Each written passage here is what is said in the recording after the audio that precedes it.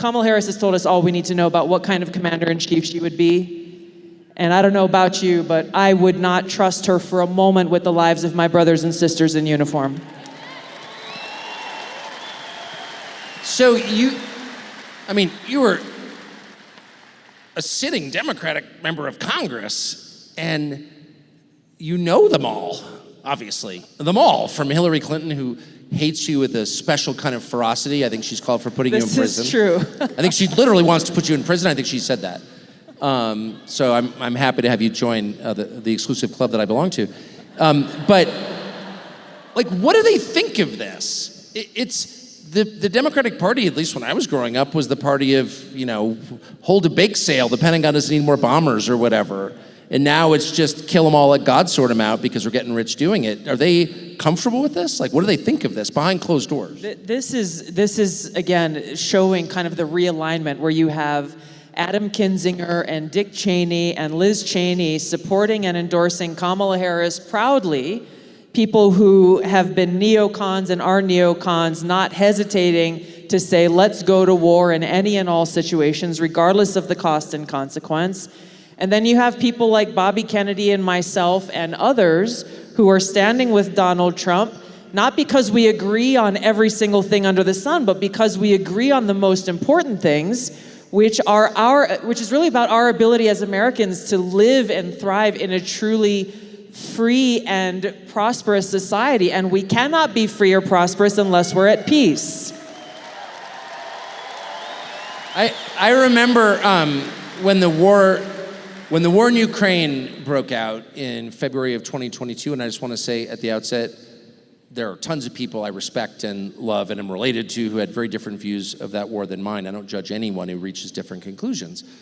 But the one thing that I do judge people on is not caring about getting in a nuclear war. I just have too many children, I guess. And you were one of the first people to say, whatever you think of this conflict or how it started or how it might end, we should be concerned because this is the largest nuclear arsenal on the planet, and we could wind up in a nuclear war that would kill everyone in the world. And I remember that you were denounced as like a Nazi for worrying about nuclear war. Yeah. And now we're even closer. Does anyone in Washington understand this or care? They don't care. That's a fact. If they did care, they wouldn't speak so easily about the fact that we are closer to the brink of nuclear war than ever before in our country's history. I was warning about this back in 2019, 2020 when I was running for president, talking about this threat, how if we are continuing to wage what then I called a new Cold War, if we're continuing to increase tensions and heighten tensions with other nuclear-armed countries in the world, the inevitable outcome of that is nuclear war, and we should all be very clear-eyed about what that means. That if a nuclear missile was headed our way, which, by the way, all of us in this country are within range of a nuclear missile, what happens? You might get an alert go off on your phone saying, as we did in Hawaii, as you remember back in 2017, we had this missile alert that went off saying, missile inbound to Hawaii, seek shelter immediately, this is not a drill. And so for everyone across Hawaii that morning, there was that thought like, wow, I may only have 15 minutes to live. And just like we're sitting here in this hall here tonight, people may have been sitting on the beach, it was early on a Saturday morning, or making breakfast or whatever was going on. What do? Where do you go? There is no shelter. And therefore then there is the inevitable realities that if there is a nuclear war, it results in annihilation of all living things. And yet so I was talking about this and warning about this when I was running for president. Every single day, multiple times a day, every single town hall, trying to open people's eyes up and get other candidates for president to talk about this, get the media to talk about this, because no one wanted to do it. I even had a reporter who came up to me who was, they have these reporters who follow the different candidates around, and she came up to me and she's like, Tulsi, you talk about this every single day. Don't you have anything else to talk about? What is there to talk about if we are in the midst of a nuclear Armageddon? What else is there to talk about? And so fast forward to now where we are today, unfortunately things have gotten far, far much worse, not better.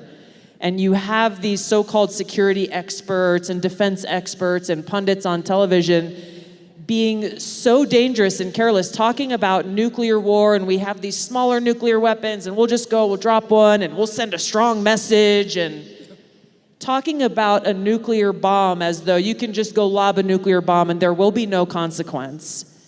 And they're lying to the American people in doing so. It is so incredibly dangerous because that's not real. It's not rooted in reality. Ronald Reagan and Gorbachev said it best in 1985 when they issued that joint statement together, recognizing this risk, saying that a nuclear war cannot be won and should never be fought. And yet we have the neocons, Democrats and Republicans alike, who are eager to push us into this potential of World War III that can only end in a nuclear war. So, people throw around the word demonic, but if that's not demonic, then what is, kind of? If you have no regard for the lives of your own people, then what won't you do? And you talked about this. There are a lot of people making a lot of money around continuing to, yes, it's fomenting fear, but continuing to push us closer because, we have to build new weapons and more weapons and bigger weapons and more powerful weapons, as though, we have over 5,000 nuclear weapons. Russia has, I think, over 6,000. It takes one. It takes one. And the nuclear weapons we have today are many, many, many times more powerful than what was used in Hiroshima and Nagasaki. That's the bottom line. And this is both what is so dark about this moment that we are in as a country, but also what should give us hope in this election is that it doesn't have to be this way. It doesn't have to be this way. I know you've talked to President Trump. I've talked to President Trump. He has raised it behind closed doors and over again in public, the seriousness of the prospect of nuclear war, and talked about his commitment to walking us back from the brink. So really the choice is ours as voters. And so as you have conversations with your friends who may not know quite what to do, or they're like, I don't know, I don't like the way Donald Trump tweets or what he says, fine. Let's talk about our ability to live. Let's just start there.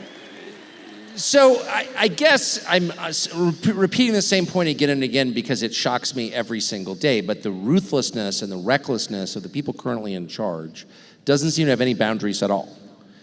And I just am struck by the fact that our foreign policy, which most of us ignore, I spent most of my life ignoring foreign policy, does seem to be driving domestic policy, right? So one of the ways that they tried to delegitimize you and threatened actually to criminally charge you was by claiming that you were somehow allied with a foreign government.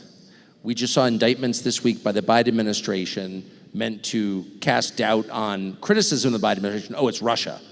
Kamala's losing, it's Russia again. I'm worried, they put a bunch of people I know in prison already, a bunch. I have a friend in prison right now for doing nothing, Steve Bannon. I'm worried that if Kamala Harris wins, lots of people are going to go to prison on the grounds that they are somehow allied with foreign countries. Do you see this happening? It's all, as you said, it's already happening. And we've seen how both Kamala Harris and Joe Biden have no hesitation whatsoever to weaponize our Department of Justice and law enforcement in order to put their political, to punish their political opponents.